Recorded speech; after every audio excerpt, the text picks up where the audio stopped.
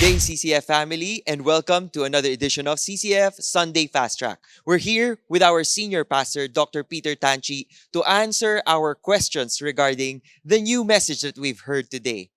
Pastor Peter, for our first question, can you elaborate more on the hindrances to worship? You said these are idols or counterfeit gods in our lives. Are there any warning signs that we should be watchful of so that we do not fall in these hindrances?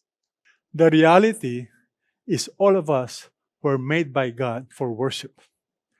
So people worship. You go to any culture, even the Western culture, while they say they don't believe in God, but the truth is they worship something. Idol is anything that takes the place of God in your life. For some people, it's money. For some people, it's popularity. And that's why they're devastated. When they lose money, they're devastated when they're criticized.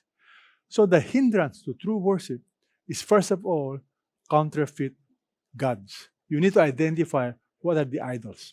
Now, for Christians, it's dangerous because idols can be something that's good.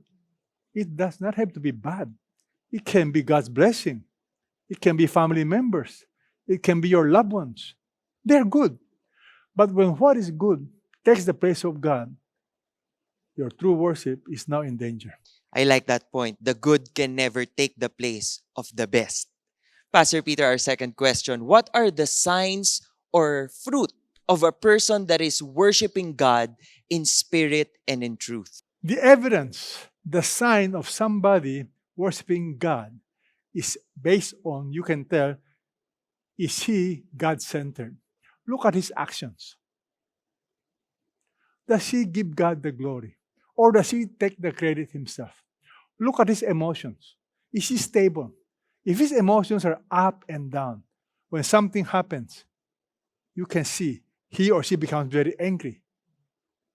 If you are easily controlled by others, by anger, my friend, you are not worshiping God, because worship of God enables you to relax, to say, God is in control. I trust Him. But when you worship yourself, you insist that things must happen based on what you want. It's really the ultimate idol is yourself. You want things your way, not God's way. You are afraid to surrender the future to God. But may I remind you, it's not about you, it's God. And that's the title of our series. It's not about you. Pastor Peter, for the last question. It's been over a year and a half since we've all worshiped together face to face. And for many, the experience is not the same. Worshiping at home alone doesn't feel the same. How do we maintain or develop the same passion and posture for worship that we have at the church building in our own homes? I call this the principle of intentionality. What do I mean? I believe this pandemic, this lockdown, is God's preparing us to examine our lives, to see if we really understand what true worship is. Now you are learning true worship is not dependent on the place. It's not dependent on so many other people. It's really something private, something personal.